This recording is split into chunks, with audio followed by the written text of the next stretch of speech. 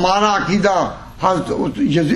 अकीदा यजीद के बारे में, हुसैन के बारे में क्या है, सुन लो। इस पर में मदद खत्म होगी।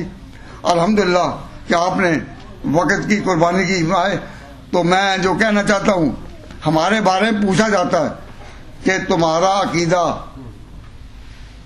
हज़रत हुसैन के बारे में क्या है, तो हमारा अकीदा सुन लो। इसलिए कि जो कहते हैं जी अहले सुन्नत वल जमात जो है, ये तो हुसैन को मानते नहीं, अहले बैत को मानते नहीं, ये तो यजीद के साथ हैं ना।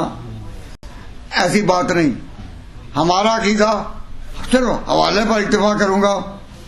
हाफिज इब्न तैमिया ने मिनहाजुस सुन्नह में अहले सुन्नत का ये अकीदा हज़रत हुसैन की शहादत के बाद में अपना बयान किया है। हवाले का जिम्मेदार अल्हम्दुलिल्लाह मैं इस उम्र में भी और कोई बात करे तो जल्दी बात मुझे समझ में नहीं आती, लेकिन जब दीन की बात पर मैं आता हूँ तो अल्लाह ताला पर्दे उठा देता है।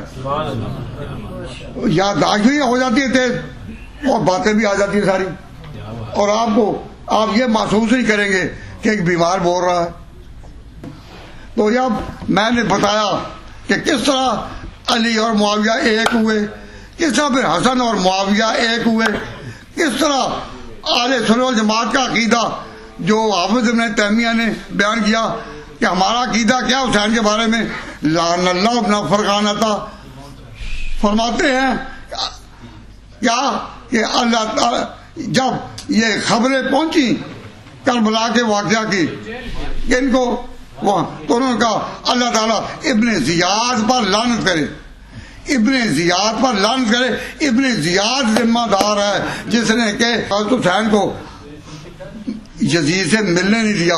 अगर मिल जाते तो शायद फिर वो शर्तें मनवा लेते, ठीक था।